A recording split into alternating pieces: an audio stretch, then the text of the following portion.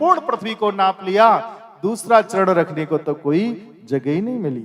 ब्रह्मा लोक में पहुंच गया। ब्रह्मा जी ने अपने कमंडल से जल निकाला, जल को निकाल करके इनके चरणों को पखारा और उसी जल से गंगा जी प्रकट हो गई। बोली गंगा मैया की जय। अब तो तीसरा चरण रखने को कोई जगह नहीं मिली।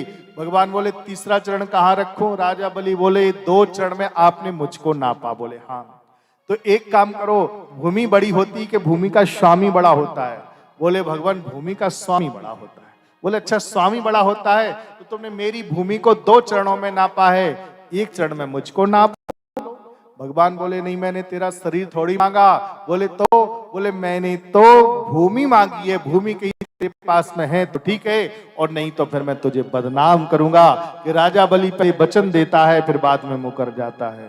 बोले भगवान अब जो होगा सो देखा जाएगा, बदनाम तो नहीं होगा। बोले क्यों भगवान, क्या चाहते हो? भूमि बोले हाँ, 5 तत्वों से मिलकर के। कौन कौन से? क्षिति जल पावक गगन समीरा और पंच रचित यह अधम शरीरा। ये क्षिति जल पावक गगन समीर, इसमें 5 तत्व समाये हुए हैं, एक पृथ्वी तत्व भी इसमें समाया हुआ है। आप तीसरे चरण में इस शरीर को ही नाप लो, पृथ्वी तत्व को नाप लो। भगवान ने क्या क्या तीसरा चरण लिया और लेकर के राजा बलि के मस्तक पर रख दिया। धन्य है राजा बलि, जिसके ऊपर भगवान का हाथ हो जाए उसका कहना ही क्या, लेकिन भगवान जिसके ऊपर सर्वस्व न्यौछावर हो जाए उसके भाग्य की सराहना कौन करे। आज राजा बलि की आंखों से आंसू आए, भगवान भी रो पड़े, दोनों भक्त और भगवान दोनों रोने लगे, एक दूसरे को हृदय से लगाया। राजा बलि से कहा भगवान, बोले क्या?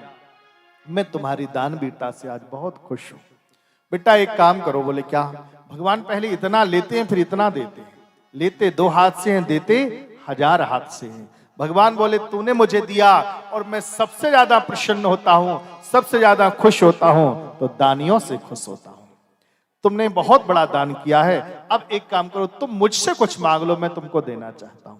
राजा बलि बोले नहीं भगवान, अब मेरी कोई चाह नहीं है। बोले क्यों भगवान? इसलिए नहीं है। बोले क्या? क्योंकि जाय न चाहिए कबों कछु तुम सम सहज सनेही, राम बसों तिनके ही यह मोह मांगे दो। भगवान आपकी छवि मेरे हृदय में विराजमान हो जाए, बस इतना मुझको मांगने में दो। बोले बेटा ये तो रहेगा, कुछ और मांग लो ना। बगल में देवी जी खड़ी थी, देवी जी को इशारा किया, देवी जी आपको कुछ मांगना है तो मांग लो।